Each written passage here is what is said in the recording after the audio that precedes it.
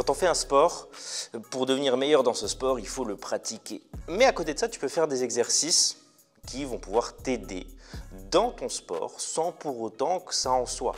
Par exemple, pour reprendre l'exemple du foot, tu as tout intérêt à courir plus vite, tu as tout intérêt à être plus endurant, tu as tout intérêt à être plus fort, plus robuste. Et tu ne vas pas forcément travailler ça directement en faisant des dribbles. Pour la FA, 80% de ton entraînement doit être composé de squat, de bench et de deadlift. Mais à côté de ça, les 20% restants, c'est des choses complètement différentes, mais pour autant qui vont t'aider.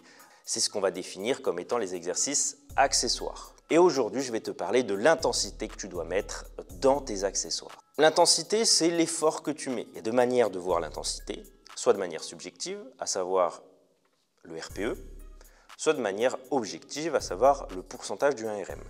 Pour les accessoires, on va faire rarement un RM à la leg press, rarement un RM au curl. Donc, on va plutôt se baser sur les RPE et plus particulièrement les RIR pour répétition in réserve. À la différence des RPE, apporte quand même un côté très subjectif. Les RIR, c'est littéralement le nombre que tu as en réserve avant l'échec musculaire. Pourquoi se poser la question de l'intensité? Tout simplement parce que c'est une variable à prendre en compte dans la construction d'un programme. Et comme toutes les variables, elles sont importantes pour savoir si tu vas progresser ou non. Mais ça peut poser un problème, justement.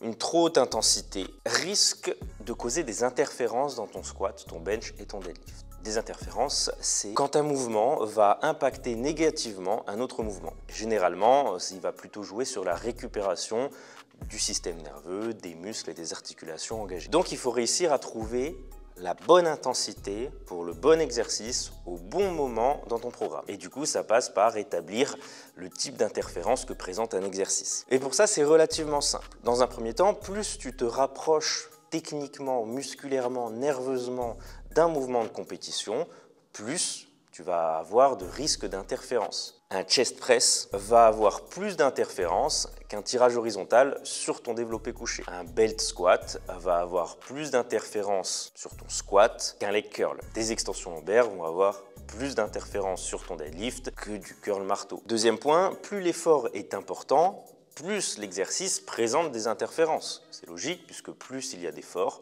plus il y a de fatigue engendrée et donc il faut récupérer de cette fatigue. Et donc avec ces deux critères-là, tu peux déjà définir une règle basique d'éviter d'utiliser des exercices à forte interférence la veille d'un jour lourd. Je te montre quand même une petite liste d'exercices parmi les exercices les plus pratiqués qui présentent ou non un risque potentiel. Et dans ce cas, sur les exercices avec un gros potentiel de haute interférence, tu éviteras d'avoir une grosse intensité la veille d'un jour où tu priorises l'effort sur ton squat, bench, deadlift.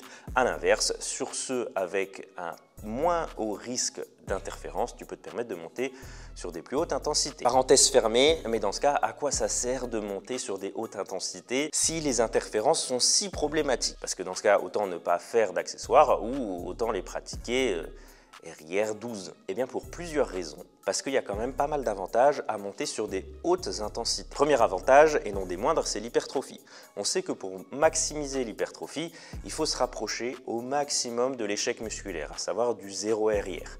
Plus tu te rapproches du 0 RIR, plus tu as de gains en hypertrophie. Le deuxième point, c'est les interférences, je dirais positives, où l'on va chercher justement des activations musculaires, des sensations particulières, une fatigue intéressante pour pouvoir appliquer tout ça sur son jour à prioriser. Je prends l'exemple souvent du développé couché aux haltères, sur lequel on retrouve quand même une technique qui se rapproche du développé couché de compétition, mais avec une variable de stabilité beaucoup plus importante. Ça peut permettre de se mettre dans de bonnes conditions 1 ou 2 jours avant un développé couché de compétition lourd. J'aime bien aussi prendre l'exemple du hip thrust ou encore du Romanian deadlift qui sont quand même des exercices à grosse composante d'extension de hanches. Si tu as du mal à utiliser tes hanches correctement sur un deadlift, placer un hip thrust ou un Romanian deadlift sur une intensité moyenne quelques jours avant un soulevé de terre lourd, ça peut être intéressant pour te retrouver dans de bonnes conditions, avoir des bonnes sensations, avoir des bons repères techniques. Troisième raison de monter en intensité sur tes accessoires,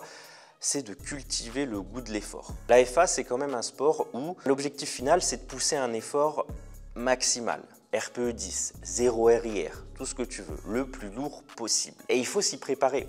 et il faut aimer ça. Sauf que tu vas pas monter sur des intensités aussi importantes, aussi souvent que ça dans ta prépa. Tout simplement parce que ça engendre une fatigue énorme. Et si ça te prend beaucoup de temps pour récupérer d'une single RPE10 au squat, et ben c'est autant de temps où tu ne peux pas travailler en qualité sur ta technique, sur ton volume en squat. Et bien pousser l'intensité haute sur les accessoires permet de s'habituer à ce genre d'effort, permet d'aimer ce genre d'effort. Pousser l'échec musculaire sur un chest press ou un hack squat, et ben mine de rien, ça va t'aider à t'habituer à forcer sur une poussée horizontale.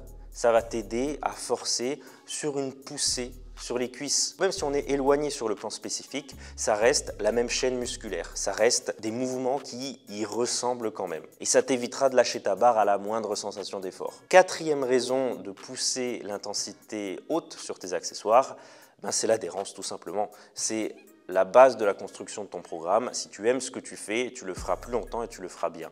Si tu aimes pousser fort, si tu aimes pousser lourd, si tu aimes pousser l'intensité, eh bien fais-le. Faut pas aller plus loin que ça. Mais surtout, on n'oublie pas que... Pour te montrer que je suis dans la merde, j'écris mes punchlines sur du PQ.